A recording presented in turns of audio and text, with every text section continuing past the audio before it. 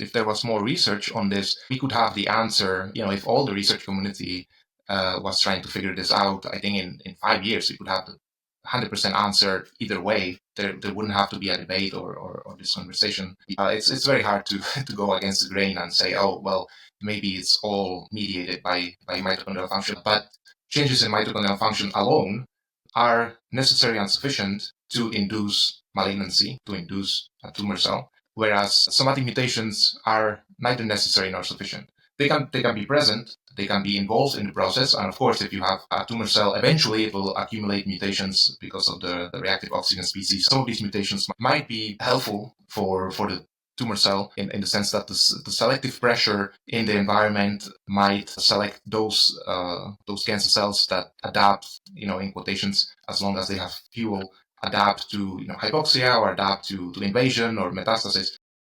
So it is involved in the process, but in the beginning, I think they are neither necessary nor sufficient. That's why you see mutations in driver genes and oncogenes and tumor suppressor genes in normal tissues that never became cancerous, and you have no mutations in some tumors. Of course, it's a very small portion, but these two things are hard to explain from the SMT perspective, but much easier to explain from the mitochondrial metabolic theory perspective.